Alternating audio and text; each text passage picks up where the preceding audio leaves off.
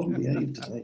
You're really bad, man. Right now, folks, the dog has joined the conversation. Trying to kiss me. This is Bash. I love you. I know you're bored. Listen.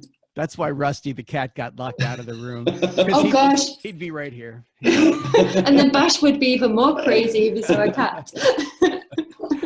Anyway, what I was saying was, I think fans actually enjoy us kind of reinterpreting songs and finding new ways to bring them back to life. Some songs, you know, for us, a 5-year-old song is a very, very old song.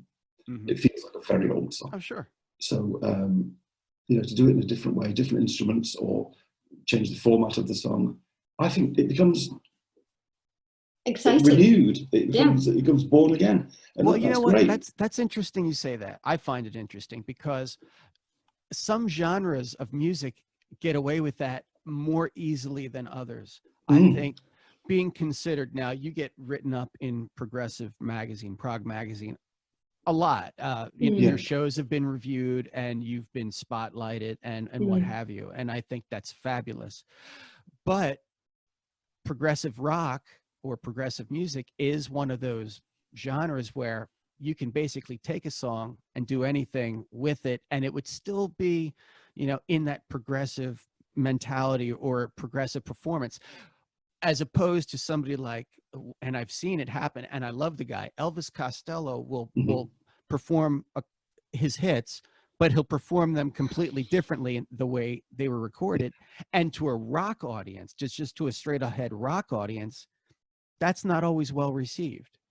Whereas I think you have a lot of leeway. Yeah.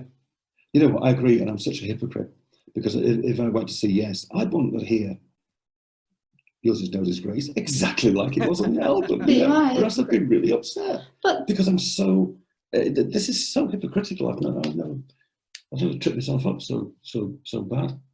That's okay. Yeah, this is what this show is all about, tripping up the guests. When I'm sitting in the audience, I want to hear the album live, you know.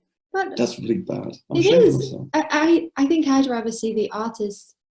I think you enjoy it more when you know that they're enjoying it and that they feel more invested in it if they're enjoying it, don't they? Because we've all seen bands where it feels like they're just going through the motions, and you know, because they've played that song hundreds of times, how could you not be bored with the song? Correct. So in a way, if they reinvented it and made it exciting for them, I'd be more excited by that personally. But you're very stuck in your ways. So. Well, I like how she just dismissed you.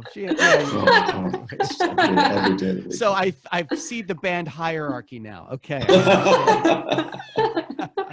You're probably right. Good. We were joking.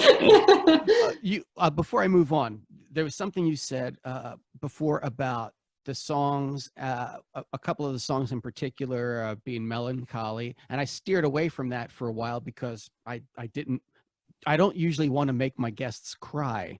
So I apologize. No. It's a natural thing. I'm not ashamed of it. I just want it, and I'm not worried about you either. I didn't want to put you under duress. But I cry a lot. It's fine. I'm a guy and I cry a lot. Yeah. It's pathetic. But it's good. But as an American listener to music, and I listen predominantly to music. If it's not from Philadelphia, which I'm close to, and I know a lot of bands in Philly, a lot of the bands I like are from England. And the one thing I really like is the English melancholia. And I think that should be like some sort of subgenre, because so many bands would fit into that subgenre. Yeah. And there were a couple on your album that I think would have fit perfectly. What are your thoughts? I mean, do you recognize that as something that is English as opposed to other countries and other music? I guess so. But I would think it's sort of, I guess our music does sound very English, although lots of people kind of think that we might be Scandinavian, don't they, sometimes? We do have a bit of that. Maybe it's like a Bjork thing or something. I don't know. I think you're right. I think you've hit some kind of nerve here. I think you're absolutely right. I like the genre name. Yeah, I do. But if you look at the history of English poetry as well as English music, or you know, English music from centuries ago, not just decades ago. Yeah, there's a melancholic kind of attitude in Englishness that wants to self-observe and paint a picture of oneself. And kind of sadness and honesty are going to be a big part of that for me. Yeah, there is a kind of an Englishness. This is really interesting stuff. We're really miserable, aren't we? This is really interesting kind of conversation. You're not. I You're mean, opening up really doors I've never touched before. oh, You're well, right. I pride myself on that. But no, it's something I've noticed in a lot of bands, and none of them, and they probably shouldn't. It would probably affect their sales adversely. But I mean, I think there is something to be said to performing a song that is English. Now, a lot of people that I know, when I would say that, they think, oh, well, that obviously means violins and flutes and or whatever. And it's like, no, it's more of a feeling, a deep feeling. Yeah. And I get that from your albums as well. And I think you wouldn't be out of place with not all of them, but a lot of the songs I think would fit in that sub genre.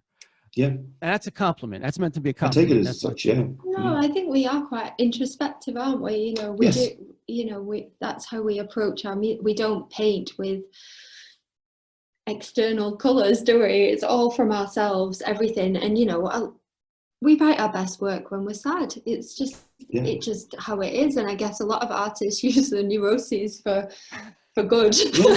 No, it's true. I agree with you. I totally agree with you. Yeah.